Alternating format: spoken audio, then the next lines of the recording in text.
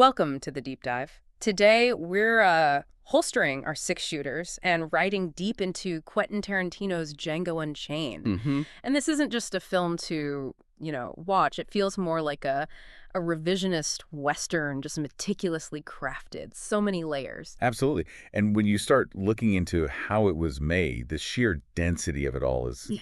oh, it's pretty striking. Right. We've gone through a ton of behind-the-scenes stuff, analysis, trying to pull out the really illuminating bits. Yeah, the nuggets. Think of this as like your express lane to really getting the film's artistry. Exactly. We're aiming to go way beyond just, scratching the surface. We'll cover the writing, the casting dramas. The spaghetti western roots. Oh, yeah. And those classic Tarantino hidden details, the visual stuff, the audio cues.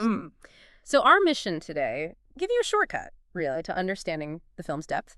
We want to reveal some surprising connections, maybe some facts you missed. Sounds good. Okay, let's dive in.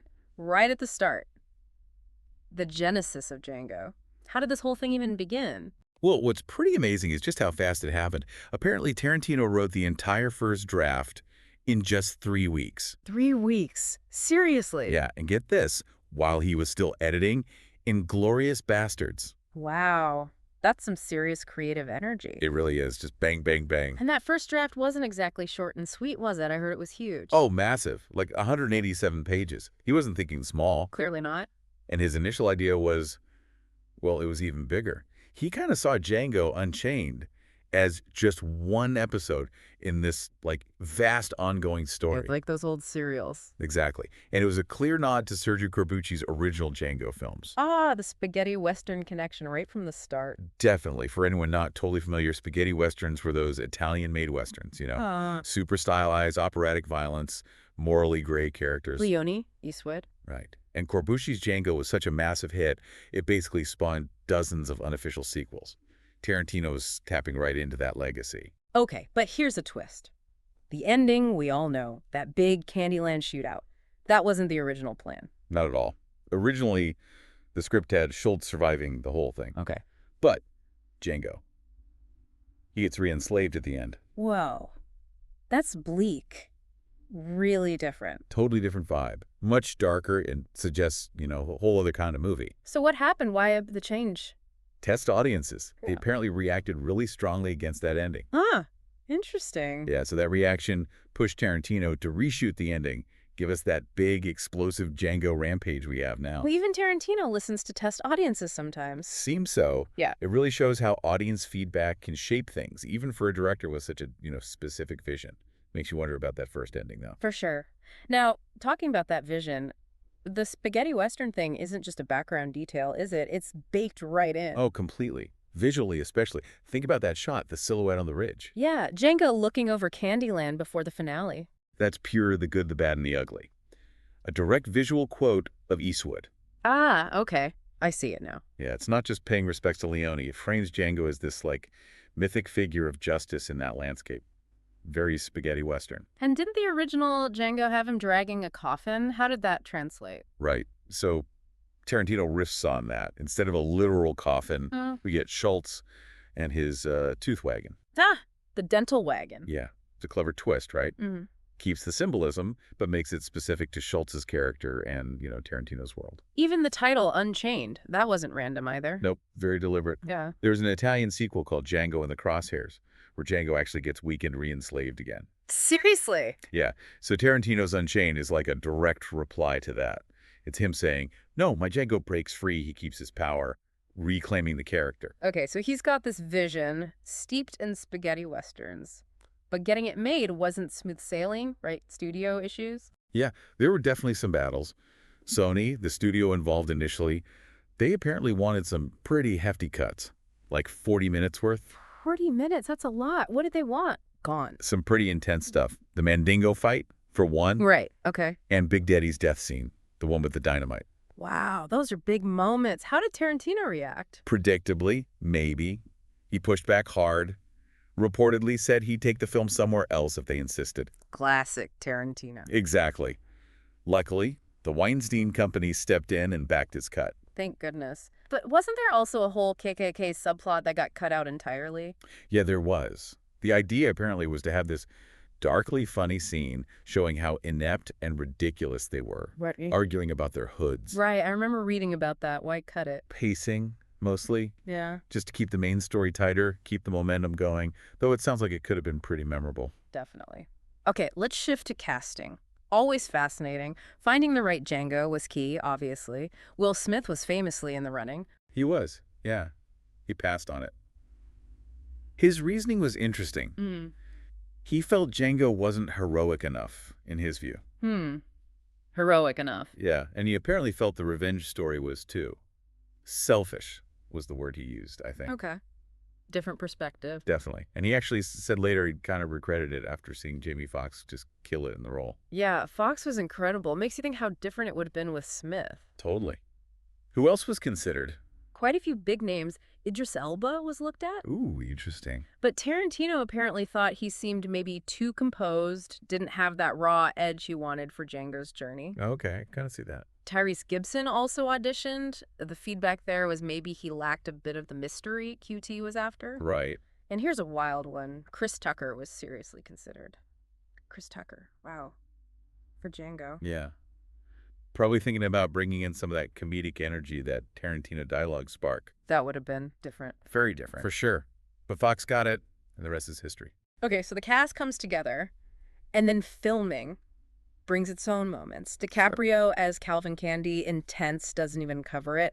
And that dinner scene, the ham thing. Oh, yeah, the glass smashing. That was completely real, an accident. Wait, really? He actually cut himself? Sliced his hand open, yeah. Yeah. Got so into the scene, slammed his hand down, broke the glass. But he didn't break character. No way. Kept going. Even, smeared his actual blood on Kerry Washington's face. Oh my God, that's intense. Totally. And Tarantino, loving that raw energy, kept that take. Yeah. That's one in the movie. And DiCaprio needed stitches. 5 stitches, yeah. Oh. Talk about dedication to the role. Seriously, method acting to the extreme. And it wasn't just that moment. He apparently carried Candy's ledger book around constantly on set. The slave transaction ledger. He'd even write fictional entries in it between takes just to stay immersed in that mindset. Wow, okay. That's deep. Definitely deep. Now, on the other end of the spectrum, Samuel L. Jackson as Stephen. Unforgettable, deeply unsettling performance. Absolutely chilling. And apparently, Jackson hated the character. Loathed him. Yeah. Said so publicly. He found Stephen so repulsive, he refused to even watch the finished film for years. Really? Yeah. And his inspiration for playing him was unique. Go on. He described it as Aunt Jemima mixed with Dick Cheney. Slight chuckle. Okay, this is quite a combo. Bizarre, but maybe weirdly fitting. Right. It gives you a sense of the conflicting elements he was playing with. And Jackson had some physical challenges during filming, too, didn't he? Something with his eyes. Yeah, he had developing cataracts at the time, so his vision was really poor. Like 22,000 apparently. Wow. How did he manage on set?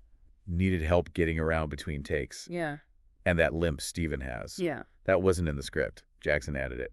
His idea was that a house slave like Stephen would have a bad back from constantly bowing and scraping for years. Huh. That adds another layer to the character. Smart detail. Totally improvised, but it works perfectly. Tarantino loves his cameos, and this film has a really special one. Franco Nero, the original Django. Yes. Such a great meta moment for fans. Was that always planned? Nope. Sure. Totally spontaneous. Happened during reshoots.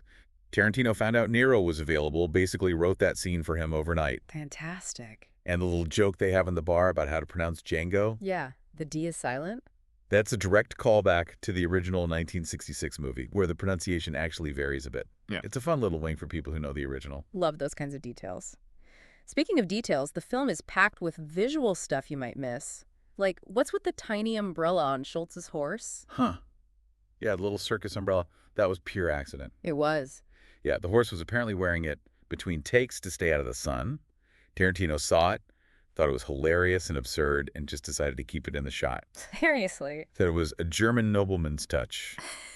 Just one of those quirky, unexpected things he loves. That's brilliant. Okay, and there's this recurring Zorro theme. Schultz mentions him. When he's coaching Django on how to act like a slaver. He brings up Zorro as an inspiration.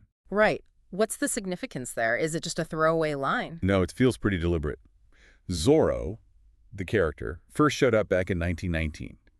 Some see him as a kind of response to the racism in D.W. Griffith's Birth of a Nation, which came out a few years earlier. Ah, okay. The masked avenger fighting injustice. Exactly. So by referencing Zorro, Tarantino's subtly placing Django in that lineage, challenging those older, problematic Hollywood narratives. He even called Django America's first superhero story. Interesting connection. And the costumes seem really deliberate, too, especially the colors. Oh, absolutely symbolic. Django's often in blue, right? Yeah. So that directly echoes Franco Nero's look in the original Django. Kind of heroic, cool. Okay. And Schultz? Often in purple. Royal purple. Which suggests nobility, sure, but also maybe mourning, foreshadowing, doom, even. Ooh, right. And Candy. Always in white. Impeccable white suits. It's that perfect image of Southern gentility, but it's just a mask hiding the rot underneath. Pure visual storytelling. It really is. Now, Tarantino's known for his shared universe. Was there almost a link to Reservoir Dogs in this? There was a deleted scene. It featured Steve Buscemi briefly playing Mr. Pink again. No way. Mr. Pink, what was he doing? Apparently showed up as a snake oil salesman. Just a quick cameo, but it would have explicitly tied the films together. Why cut it? Again, pacing, probably. Yeah. But just knowing it was considered shows how much he thinks about that connected world. Definitely. Okay, let's tackle the history side. Tarantino plays fast and loose sometimes. The whole Mandingo fighting thing is central, but how real is that? That's a really important question. The short answer is organized Mandingo death matches, like in the film. No real historical evidence for that exact thing. Okay, so where did it come from? The term Mandingo itself really gained traction from a 1975 blaxploitation movie called Mandingo. But Tarantino said his inspiration was more from documented accounts of real slave wrestling or boxing matches. Horrific events where enslaved men were forced to fight, often brutally, for their owner's entertainment and profit. Right, like Tom Molyneux, the boxer. Exactly. So while the movie dials up the spectacle, the core idea of that forced dehumanizing violence has roots in actual history. He's using it as a metaphor, perhaps. Okay. And what about Broomhilda's backstory? Schultz tells that whole German legend thing. Right, the Siegfried legend. Well, the part about Broomhilda being a Valkyrie punished by fire, that links to Norse myth. That's real. Okay. But the specific story Schultz tells about why she was branded, connecting it directly to Siegfried finding her. That's Tarantino's invention. It's not actually in Wagner's ring cycle like he describes it. He's weaving his own myth into the narrative. Gotcha. Creating his own folklore. Pretty much. Even small things, like the white flower candy wears. You know, when Django shoots through. That feels symbolic, too. In the original Corbucci Django, the villain was often dressed in white, the hero in blue. So shooting candy through that pristine white flower feels like, well, destroying that fake gentility, and it visually echoes that classic hero-villain color coding. Wow! The layers just keep coming. Let's talk soundtrack. It's iconic, but getting those tracks wasn't always easy. Rick Ross had a song cut. Yeah, apparently Rick Ross had a track, 100 Black Coffins, that was going to be in the film. Okay, what happened? Story goes, Tarantino's a massive Tupac fan. Ross tweeted something suggesting Tupac was still alive. Oh, boy. And supposedly, that was enough for Tarantino to pull the track. Seems he didn't appreciate the sentiment. That's something. But the final soundtrack, mixing Morricone with Tupac, it's bold. It's brilliant. That blend of classic Western sounds and modern hip-hop shouldn't work, but it absolutely does. It creates this totally unique feel. Yeah, it really does. And John Legend's song, Who Did That to You? Yeah. That was written after he saw a cut of the film. And apparently Anthony Hamilton almost sang it instead. Interesting. Okay, one of the funniest but also darkest scenes is the KKK guys arguing about their hoods. The Big Night Riders, yeah. Hilarious scene. Is there any historical truth to them looking so amateurish? Surprisingly, yeah, kinda. While the scene definitely plays up the incompetence for laughs, especially the eye holes argument. Right. The actual formalized KKK look, the white robes and pointy hoods we picture, that really came together more after the Civil War around 1865. So in the pre-war setting of the film, these kind of clumsy, sack-like masks, actually plausible. Tarantino just amps up the absurdity. Okay. And wasn't Jonah Hill supposed to be in that scene? He was cast initially, but had to drop out due to scheduling conflicts. Cooper Huckabee replaced him, and he actually improvised that great line, "I think we all think the bags was a nice idea." Perfectly captures that mix of stupidity and menace. Love that. Okay, deleted scenes. What gems ended up on the cutting room floor? Well, a big one was a whole 10-minute flashback showing Django's origins at the LeQuint Dickey Mining Company. More backstory for Django. Yeah, apparently included a really brutal whipping scene. Would have given a much harsher look at slavery right near the start, maybe like 12 years a slave does. Like cut. Tarantino felt it slowed down the beginning. He wanted to get straight to Schultz's introduction and their relationship building. Keep the focus there. Makes sense. And we mentioned the Mr. Pink cameo that got cut. Right, Steve Buscemi as a dynamite salesman. That would have been such a clear QT universe link, confirming Mr. Pink survived Reservoir Dogs. A shame it got cut, for the fans anyway. And Candy's death was almost different, too, more brutal. Yeah, originally Django was going to kill him much more slowly, using a hot fireplace poker to the face. Oof, grim. Very. It was actually DiCaprio's idea to change it. While holding that skull model, he apparently asked, what if it just shatters like this? Suggesting the headshot. And Tarantino went for it. Yep. Like the sudden, shocking impact of it better. Okay, so we've talked about twisting history, the Mandingo fighting myth, the invented German folklore. Any other big examples? Broomhilda's brand, the SS-looking one. Visually powerful, really disturbing, but completely made up. Right, not historically accurate. No. Slave branding was horrifyingly real, of course, but that specific design, mixing a supposed Confederate R for runaway with Nazi SS runes, that's an anachronistic mashup Tarantino created for effect. And Schultz, recognizing it from a Bavarian myth, also invented for the film. So he's deliberately using these inaccuracies. Absolutely. It's about amplifying the themes. He said the exaggerated Mandingo fights were a metaphor for how slavery turned brother against brother. He uses these historical riffs, even fictionalized ones, to hammer home the dehumanization. Even the books in Candy's library aren't just set dressing, are they? Right. Amongst all the fake prop books, you can spot a copy of Voltaire's Candide. Candide. Candy. Okay. Oh, yeah. It's a subtle wink. Yeah. Right. Candide means like naive optimist, which is the absolute opposite of Calvin Candy's cynical cruelty. Nice bit of irony tucked away on the shelf. Love it. Let's switch to technical stuff. The effects look great. Schultz's headshot. How'd they do that so convincingly? That was a practical effect. A CO2-powered rig hidden under Christoph Waltz's collar. Apparently, the blast was so loud and forceful, Waltz couldn't help but flinch every time, which actually added to the realism of the shot. Wow. And Django's rifle, that cool Sharps 1874? Accurate for the time? Nope. Another anachronism. That model didn't exist in 1858 when the film is set. So why use it? Purely cinematic choice. Tarantino loved the look of the lever-action reload. Plus, he saw it as a nod to the Winchester rifle used in The Rifleman, a TV show he loved as a kid. Rule of cool, basically. Okay, and the snow in the opening. Not real snow. Granulated sugar. 3,000 pounds of it. Sugar. Seriously? Yep. Apparently cheaper and easier to handle than fake snow. Jamie Foxx joked the whole set smelled like cookies. Huh. Okay, soundtrack licensing. You mentioned Rick Ross, but getting James Brown was tough too. Apparently so. Yeah. Getting the payback for the end credits, which is mixed with Tupac's Hail Mary, was a challenge. Brown's estate supposedly wasn't keen on the Tupac Association. Oh. Yeah, Tarantino reportedly had to pay double the asking price to get the rights cleared. Worth it, though. That ending music is perfect, and Morricone offered tracks that didn't get used. He did. The legendary Ennio Morricone gave Tarantino 3 unused cues from his famous Dollars trilogy scores. Wow. Did any make it in? Only one, Ancora Key, plays during Broomhilda's rescue.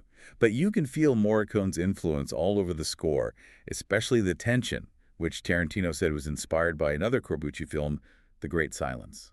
And the final song, When Django Rides Off, that was changed last minute. Yeah, it was originally going to be Johnny Cash's Ain't No Grave, which is an amazing song. Definitely. Why swap it? Tarantino swapped it for Freedom pretty late in the process. He felt Ain't No Grave, powerful as it is, maybe sounded a bit too country for that final moment of liberation he wanted.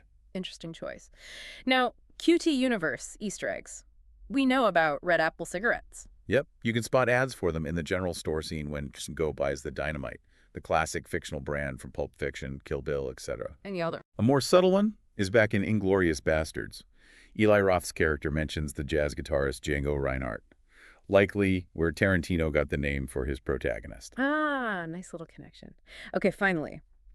The legend of the supercut, this mythical 4-hour version. What's the story there? Right, the initial assembly cut was apparently enormous. 4 hours long. 4 hours? What was in it? Some wild stuff, reportedly. A whole subplot where Django meets Nat Turner, the leader of the slave rebellion. Whoa. And even crazier, a prelude where Schultz is revealed to be a vampire hunter. Wait, what? Vampire Hunter? Yeah, apparently intended as a direct link to Tarantino's From Dusk Till Dawn universe. Okay, my mind is blown. A vampire hunting Dr. Schultz. Bizarre, right. Yeah. But ultimately, Tarantino looked at this 4-hour beast and decided it was basically 2 movies. So he cut it down to the theatrical version we know. Wow, that vampire hunter angle. That's a whole other deep dive waiting to happen. But okay, bringing it all back. It's clear Django Unchained isn't just some stylish revenge flick. Not at all. It's so much more complex. It's meticulously built, incredibly layered. He's blending spaghetti westerns, blaxploitation, German folktales, using all of it to make us confront how America and Hollywood have mythologized history. Right, forcing a look at the sanitized versions we often get. Exactly. It's challenging, it's provocative, but it's wrapped up in this incredibly entertaining package. So for you listening, we really hope this deep dive has given you maybe a fresh look, a new appreciation for just how much thought and detail went into Django Unchained. Yeah, even if you've seen it a dozen times, maybe there are a few surprises in there for you. We bet there were. And it leaves you with something to think about, doesn't it? Mm-hmm. This whole idea of playing with history in film. Mm-hmm. How does deliberately twisting historical narratives, whether it's traditional Hollywood smoothing things over or Tarantino doing his revisionist thing, how does that actually shape how we understand the past? That's a big question. It is. Think about other movies, other stories you know about history. What's being emphasized? What's left out or changed? And maybe, why? What's the agenda or the effect? It's definitely worth mulling over. Absolutely. Well, thank you for taking this deep dive with us today. Hopefully it sparked some new thoughts, maybe made you want to watch Django Unchained again with fresh eyes. Hope so. Until next time, keep questioning, keep exploring.